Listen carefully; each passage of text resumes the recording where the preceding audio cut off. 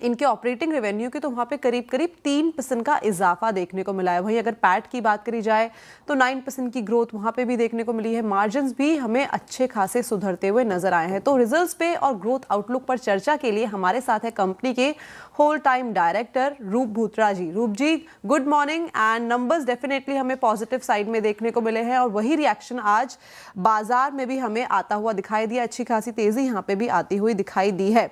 लेकिन जैसे कि हम जानते हैं कि जिस तरीके का आपका बिजनेस है, तो मार्केट की जो वॉलेटिलिटी है वो सीधा सीधा यहाँ पे हमें इनहेरिट होती हुई दिखाई देती है। और जियोपॉलिटिकल टेंशन की वजह से जो आपका इस बार का ब्रोकिंग रेवेन्यू है वहां पे हमें स्लाइट डिक्लाइन देखने को मिला है। उसके ऊपर आपका क्या टेक है और आउटलुक किस तरीके का होगा? Good morning. सीएनबीसी आवाज के सभी दर्शकों को मेरा नमस्कार। आपने जैसा हाईलाइट किया कि ब्रोकिंग में कहीं ना कहीं आपको थोड़ी बहुत गिरावट देखने को मिली हमारे रेवेन्यू में। तो इसमें मैं दो चीज हाईलाइट करना चाहूंगा। एक, पहला, मार्केट में ओवरऑल बेसिस पे लास्ट क्वार्टर में 15% मार्केट में गिरावट आई थी।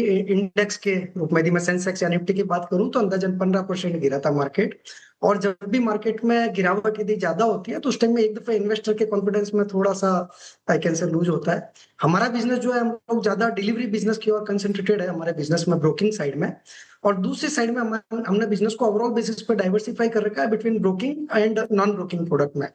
बट मैं ब्रोकिंग की, जैसे आपने हाईलाइट किया, तो इसमें चूंकि मार्केट में गिरावट थी तो उसके कारण से हमारा कहीं ना कहीं, यदि ये मैं बात करूं कि पिछले क्वार्टर में रेवेन्यू में थोड़ी गिरावट आई। बट ओवरऑल यदि मैं फुल ईयर की बात करूं तो हमने रेवेन्यू में, ब्रोकिंग रेवेन्यू में भी ओवरऑल बेसिस पे ग्रोथ दर्ज की है। करीब 14% की ग्रोथ जो है हमारे ओवरऑल बेसिस पे ब्रोकिंग एंड रिलेटेड इनकम जो है उसमें आई है। और यदि मैं टोटल यदि बात करूं पर्टिकुलर एक क्वार्टर के इसकी, तो इसमें भी अच्छा चीज ये है कि हम लोग एयूएम को कंटिन्यू बेसिस पे ऐड करते जा रहे हैं। एसेट अंडर कस्टडी यदि बोल दूं जो क्लाइंटों का, ब्रोकिंग साइड भी, टोटल लास्ट फुल ईयर की बात करूं तो हमने ब्रोकिंग की एसेट अंडर कस्टडी में 16% का इजाफा किया है। कस्टमर का कहीं ना कहीं भरोसा बना हुआ है। कस्टमर रेगुलर बेसिस पे हम लॉन्ग टर्म इन्वेस्टमेंट में जो बिलीव करते हैं उसमें साथ में जुड़े हुए हैं। ये टेम्पररी बेसिस पे जो गिरावट है इसमें भी कहीं कहीं आगे धीरे धीरे इन्वेस्टर्स का वापस लो मार्केट जब हुआ था तो उसमें रुझान आ रहा है, तो धीरे धीरे करते वापस इसमें आगे ग्रोथ की पॉसिबिलिटी बनती है। ओके, रूप भूत्रा जी नमस्कार, गुड मॉर्निंग। श्रेया बात कर रही हूँ। बिल्कुल सही बात कही आपने। मार्केट डाउन टोन में भी अगर आप देखें तो आनंद राठी ने अच्छे नतीजे पेश किए हैं। मेरा सवाल आपसे दो है। एक तो इस स्ट्रॉन्ग रिजल्ट्स के पीछे कारण क्या समझते हैं आप? दूसरा, जो मार्जिन अच्छे आए हैं वो कितने सस्टेनेबल लग रहे हैं आपको आगे चलकर? धन्यवाद जी, ये इम्पोर्टेंट क्वेश्चन आज के हिसाब से पूछने के लिए। इसमें यदि मैं आपको दो चीज हाईलाइट करूं तो पहला, जैसे मैंने बताया, हमारा कंसेंट्रेशन खाली ब्रोकिंग पे नहीं है। हमने हमारे बिजनेस को डाइवर्सिफाई कर रखा है। दो पार्ट में डाइवर्सिफिकेशन है। एक, ब्रोकिंग के रेवेन्यू में कैश मार्केट का जो रेवेन्यू है, कैश सेगमेंट का, डिलीवरी बेस का, उसका रेशियो करीब करीब 50% है ब्रोकिंग के रेवेन्यू में। और दूसरी साइड में बात करूं, ब्रोकिंग का ओवरऑल टोटल रेवेन्यू में हिस्सा करीब करीब 50% का है। तो वहां पे हमने नॉन ब्रोकिंग में दो आइटम यदि मैं बोल दूं, एक है नॉन ब्रोकिंग में डिस्ट्रीब्यूशन के बिजनेस को, उसमें डिस्ट्रीब्यूशन के बिजनेस में हम लोग कंटिन्यू बेसिस पे ग्रो कर रहे हैं। और हमारा डिस्ट्रीब्यूशन का रेवेन्यू की यदि मैं बात करूं तो लास्ट क्वार्टर में 34% का डिस्ट्रीब्यूशन का रेवेन्यू लास्ट क्वार्टर में इंक्रीज हुआ है। और ओवरऑल ईयर के बेसिस पे बात करूं तो 44% का उस रेवेन्यू में इंक्रीज है। सेम वे में यदि मैं एमटीएफ के ब्याज की बात करूं तो लास्ट क्वार्टर में 50% वाई वाई बेसिस पे हमने ग्रोथ की है। और यदि मैं बात करूं फुल ईयर के बेसिस पे तो उसमें भी 33% की ग्रोथ की है हमने। तो हम लोगों ने ब्रोकिंग के साथ में, जो ब्रोकिंग में थोड़ा बहुत जो स्ट्रगल था लास्ट फाइनेंशियल ईयर में और लास्ट क्वार्टर में भी, लेकिन उसके साथ में कहीं ना कहीं नॉन ब्रोकिंग के रेवेन्यू में कंटिन्यू बेसिस पे ग्रोथ की है। इसके अलावा हमने, आपको जैसा ऑलरेडी आइडिया है, दर्शकों को भी आइडिया है, भी हमने पिछले आई कैन से 30 सितंबर को जो इस कंपनी में आईपीओ लाए थे तो हमने वर्किंग कैपिटल को स्ट्रेंथन किया है। और उसके साथ में हमने एमटीएफ बुक को, जो पिछले साल के अंत में 685 करोड़ की बुक थी, वो बुक अभी 1100 करोड़ के आसपास बुक पहुंच पाई है।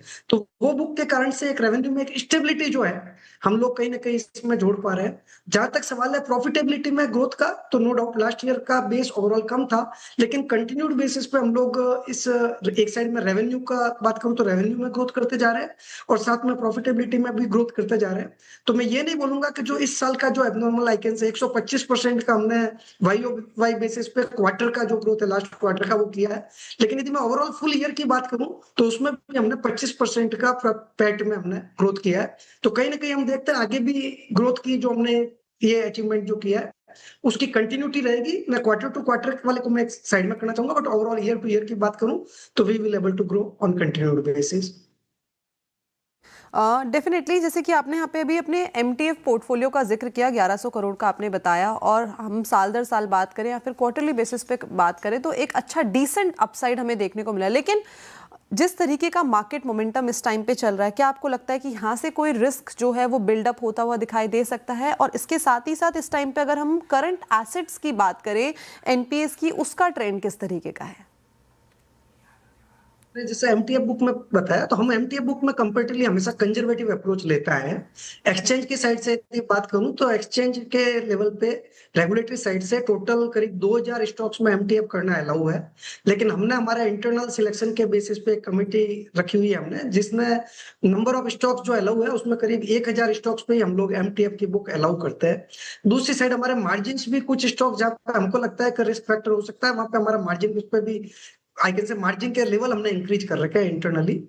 एक बहुत ही इंपॉर्टेंट चीज जो मैं हाईलाइट करना चाहूंगा, 2017 से हमने एमटीएफ बुक को चालू किया था और करीब करीब इस बुक को मतलब चलते हुए आज 8 साल प्लस का पीरियड हो चुका है, और उस बुक में सो फार हमारा एनपीए जो है वो 0 है इस एमटीएफ बुक को लेके।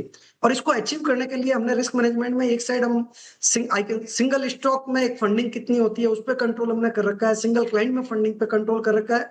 तो मल्टीपल कंट्रोल करके हम लोगों ने ये एस्टेब्लिश किया है कि ब्रोकिंग में इररेस्पेक्टिव ऑफ मार्केट सिनेरियो, ये ब्रोकिंग के साथ जुड़ा हुआ जो एमटीएफ का प्रोडक्ट है, दोनों ही साइड ब्रोकिंग में एज वेल एज एमटीएफ में कहीं भी रिस्क नहीं आता है। जहां तक सवाल है बुक की टोटल साइज का, तो जब भी मार्केट में एक मेजर फॉल होता है तो टेम्पररी बेसिस पे थोड़ा बहुत फॉल आता है, लेकिन साथ में चूंकि हमारे पास में आज की तारीख में टोटल कस्टमर बेस जो अवेलेबल है उसी में एक पेंटम डिमांड ऑलरेडी अवेलेबल है, और हम इस बुक को आगे भी ग्रो कर पाएंगे। ओके रूप जी, बहुत अच्छी तरीके से आपने सभी प्रश्नों के उत्तर दिए हैं। बहुत शुक्रिया आपके वक्त के लिए और रिजल्ट्स पर चर्चा करने के लिए। All the very best for next quarter sir. Thank you so much for joining us today.